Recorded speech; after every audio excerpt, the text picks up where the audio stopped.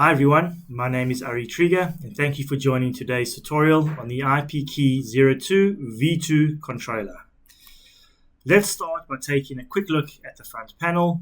I'm not going to spend too much time here since we're naturally going to be working with it throughout this entire tutorial. However, I've included this section so that if you are rewatching on YouTube, you can pause at any point to review the legend. I'm going to scroll through the different pages now, so feel free to pause whenever you like to take a closer look.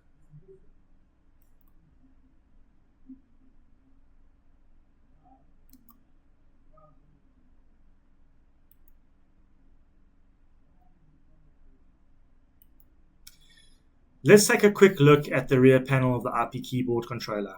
So first of all, starting with index number 1, it is an RS232 connection used to connect PTZ cameras. But to be honest, this is very rarely used today. Almost all PTZ cameras now rely on IP-based protocols like ONVIV or other proprietary options over TCP/IP. Index number 2 is a RS422 port. In our case, it doesn't actually serve any function, so we won't talk about it at all today. Index number 3 is the RJ45 network port with PoE support, which is your main connection to the network.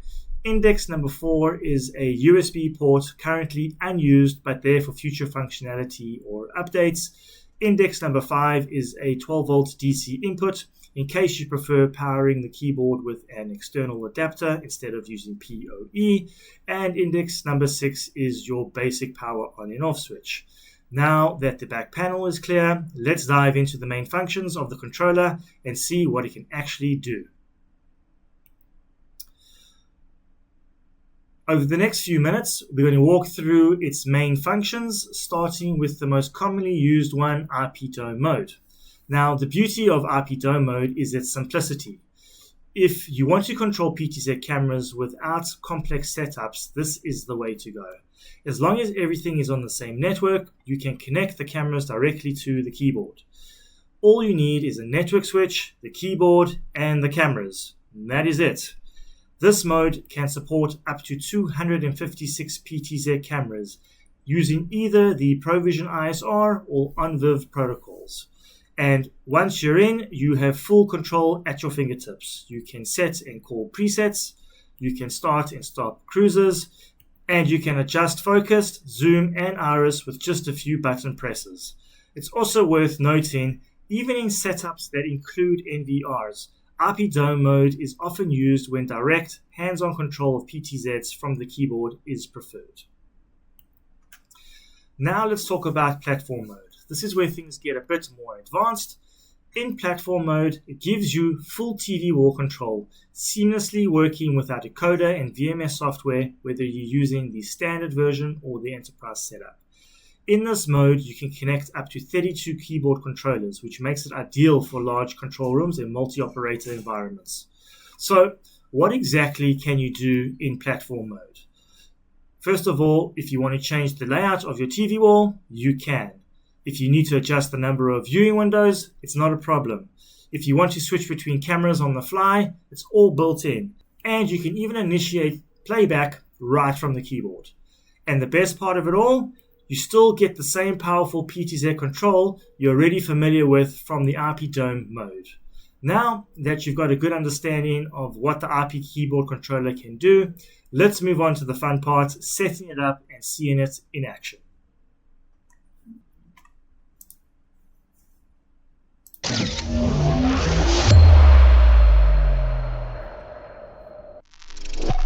Let's begin with the setup process. To power up the keyboard, you can either use a PoE connection or connect with 12-volt DC power supply. Either way, the system will automatically boot up and prompt you to enter the password. And the default password is 8888. To move between digits, just push the joystick to the right. Once logged in, press the setup button to begin the configuration. You're going to be asked again to enter the password. Let's start by going into the system setup menu, where we're going to walk through all the available options. So firstly, there is modify password. If you want to change the default password, this is where you do it. enter the current password, and then set a new one. To go back, hit escape. Each keyboard needs a unique ID number, especially when multiple controllers are connected. Remember, up to 32. Here's where you would assign a ID number. Next is the network setup. Just like any IP device on your CCTV system, you will need to configure the keyboard's network parameters such as IP address, subnet, gateway, etc. You can also set a recovery question in case the password is forgotten. And you can also set a default playback period. This defines how long playback sessions last by default. Up to 999 seconds, which is roughly 60 minutes, is the longest period. And lastly, you can set up a keypad tone. You can enable or disable beeping sounds when pressing buttons on the keypad. At any time, you can exit the menu by pressing the escape button. And this wraps up the system settings. Now let's move on to setting up the different modes, starting with the platform setup. Just a quick reminder, platform mode is used to control both TV wall functions and PTZ camera control via the VMS software. To enable this, we will need to add the VMS server network credentials to the controller. To enter the platform setup, simply press the enter button on the keyboard, and you're going to be prompted to enter the following details: the server IP address, server port number, server username, and server password. Once everything is filled in, click save, and literally just like that, the controller will connect to the VMS software. It's a very quick and straightforward process, and now you're ready to take full control using platform mode.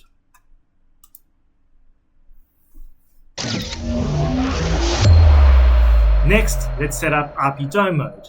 Just a quick reminder, this mode allows you to control PTZ cameras that are directly connected to the keyboard over the network.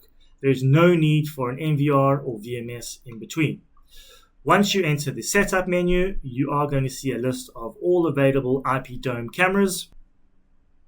Press enter to begin enrolling a camera. You'll be asked to enter the camera's network credentials just like you would when adding a camera to an NVR or VMS system. And once you're done, click save. You can repeat these steps to add more cameras as needed. As don't forget, you can connect up to 256 PTZ cameras using either the Provision-ISR protocol or OnViv protocol.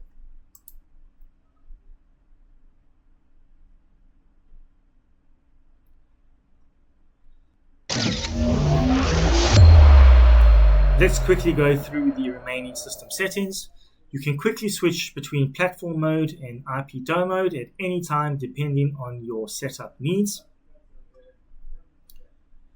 At the moment, English is the only available language, and there is also a test key option, which allows you to check that all the buttons and joystick are functioning properly.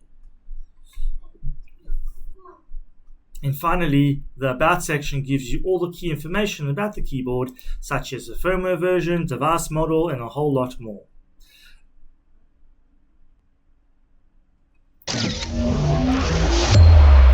Now that everything is configured, let's see it in action, starting with IP dome mode.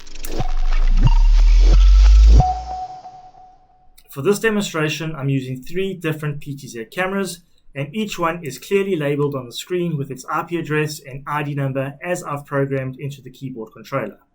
If you actually look at the keyboard screen, you'll notice it says ID1. This means camera ID1 is currently the active camera. Once a camera is active, you have full PTZ control. You can pan and tilt by moving up, down, left, right.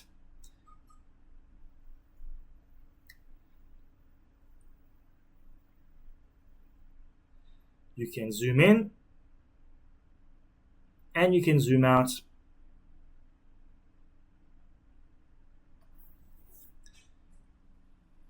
And you can adjust focus as needed.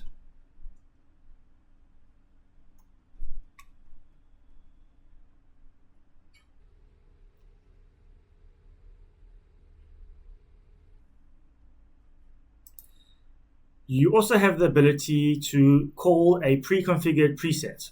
simply enter the preset number, then press the preset button. The camera will automatically move to that preset position. If you have multiple presets set up, you can repeat the same steps. Hit the preset number, followed by the preset button to move in between them.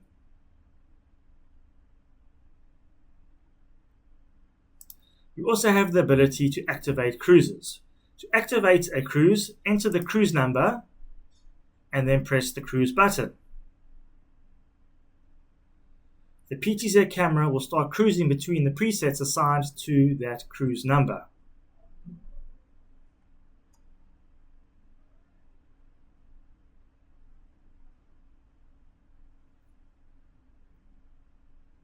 To stop the cruise at any point, press the cruise button again. You can also create a new cruise. Select a numerical number and then hold down the cruise button for 2 seconds to initiate the setup process. Then enter the preset numbers in order you want.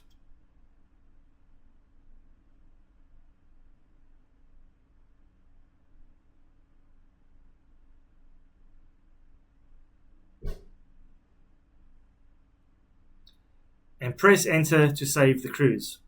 To start this cruise, just enter the cruise number and then press the cruise button on the keyboard.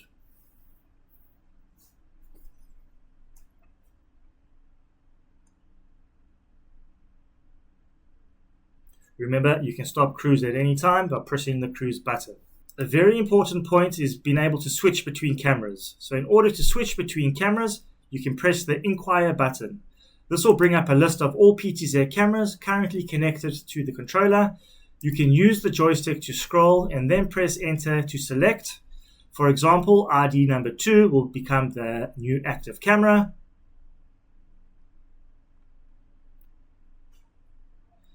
You can also switch cameras manually by entering the ID number, followed by pressing the Shift key on the keyboard. Once selected, all PTZ controls will now apply to that active camera.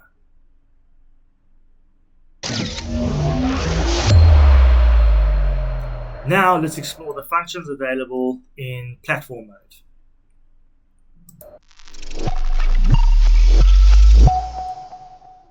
Before jumping into the live demonstration, I want to walk through a few key points inside the Ossia VMS TV wall module, just to set a foundation, starting with TV wall IDs. Each TV wall is assigned a unique ID number. So to call and control a specific wall from the keyboard, you will need to input its ID number, followed by pressing the monitor button. In our example, we're using ID number 1. The same logic applies to TV wall layouts. Each layout you create is given an ID number. For example, I've created 3 layouts with IDs 1, 2, and 3. And to call a specific layout on the keyboard, you input the layout ID number and then press the layout button. You can also edit a layout ID number if needed. So for example, I'm going to change ID number 3 to ID number 111. And now the keyboard will recognize that as the new ID number. The last thing I want to show you within the VMS is the window control. Each display window on the TV wall is assigned a unique window number. To make a specific window active, you need to input the window number, then press the window button on the keyboard. This tells the keyboard which window you're currently working with, and that will make it a lot more. And this will make a lot more sense once we start showing you the functions in action.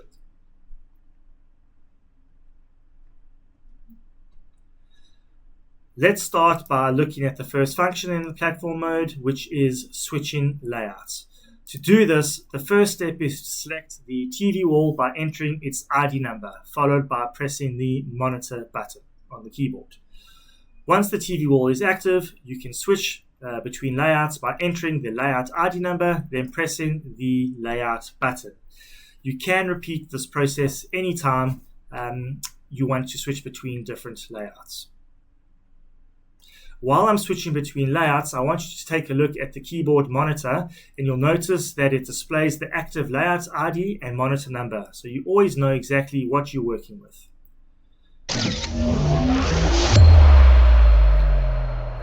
Now let's talk about changing the screen layout on the TV wall. Just a quick reminder, each window on the TV wall has a unique window ID number, and those numbers are assigned in the TV wall settings inside the VMS. Let's say you need to modify window 200. First, we need to make sure window 200 is our active window by entering the number, then pressing the window button on our keyboard. Now, you can switch between different display modes. So for example, from a 36 window layout to a 16 window layout. And the last example I'm going to show you is a 4 window layout.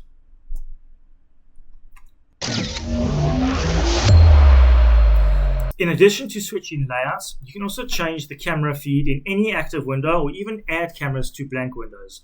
But before we do that, let's jump back into the TV wall system settings inside the VMS software for a very quick explanation. Every camera added to the VMS is automatically assigned with a unique channel number in the TV wall system. This makes it easy to call a specific camera directly from the keyboard by entering its channel number. These channel numbers can also be edited if needed. Now let's go ahead and add cameras to the 3 empty windows on our layout. For each window, enter the window number, then press the window button to make it active. Enter the camera channel number of the camera you want to display in that window. The camera feed will appear in that active window immediately. Just repeat the process for the remaining black windows and you are good to go.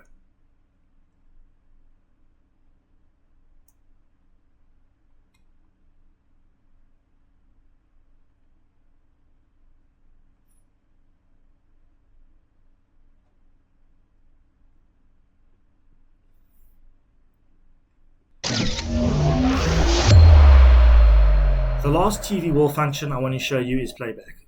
To start, make sure you've selected an active window. This will be the window where the playback will be displayed. Then press the play button on the keyboard. Playback will begin according to the playback duration you set earlier in the system settings.